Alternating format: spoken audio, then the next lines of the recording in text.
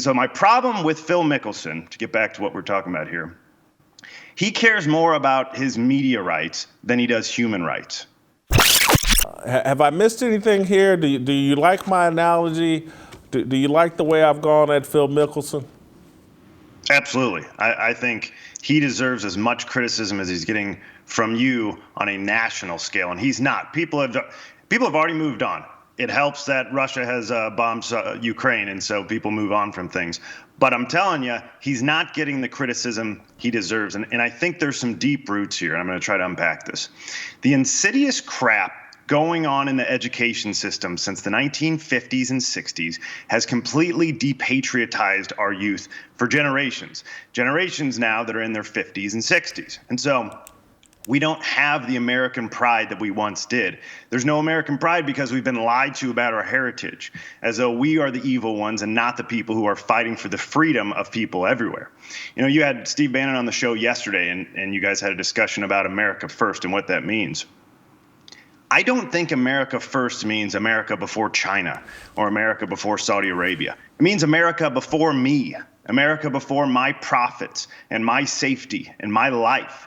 You know, if people approach things that way, you would never have to consider whether or not you should get in bed with Saudi Arabia or China for a few bucks, because you're always taking care of America, our ideals and our way of life. And so there was a time where we used to believe this.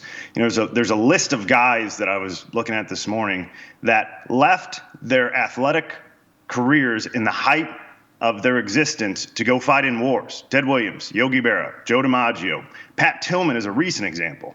You know, it's like those guys wanted to serve our country. They believed in America first, America before themselves. And so there's three big examples that I think I wasn't aware of just the sort of decisions they made. Stan Musial, I knew about him as a St. Louis guy.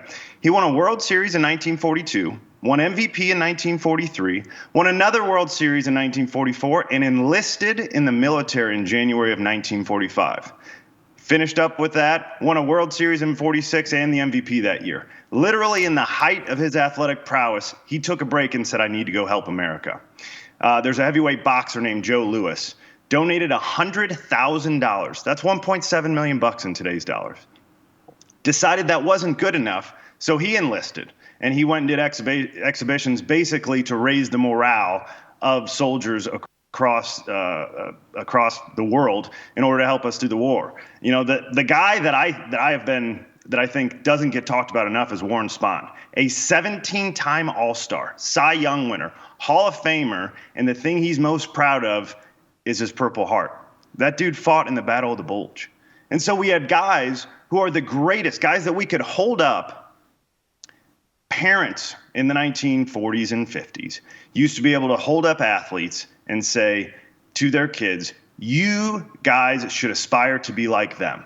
They care about America. They love America.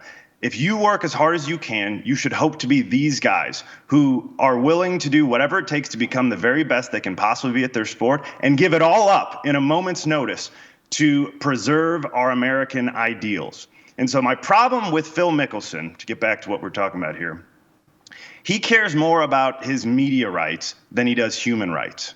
And so to hear him talk about how terrible Saudi Arabia is, and they are. I mean, there are places in Saudi Arabia where they practice female genital mutilation to like 20% of their women because they value virginity so highly they want to take it away from these people. I mean, this is the practices they have under Sharia law are some of the most disgusting things happening in the world. He doesn't care. He doesn't care because he loves money so much. 1 Timothy 6:10, for the love of money is the root of all evil. It's not money. You know, we all got to have money in order to operate as a society. But they love it. LeBron, Phil, Colin Kaepernick love money. They don't love America. And so we're in a place where people are willing to sell out their entire country, their existence, that afforded them the ability to ever create a platform where they can make a decision if they want to sell America out. They're willing to do all that for a few bucks, give up all the American ideals, look past all the atrocities on the outside world for a few dollars. Doesn't matter about their kids. It doesn't matter about the people around them. It's all about them and building their empire. And so, you know, in my opinion, Athletes today are a bunch of selfish sellouts that don't have a patriotic bone in their body. They don't have even a rudimentary understanding of the history that created the greatest country in the history of the world, and they have no idea why it should be revered or protected. TJ, when I say that's your best work,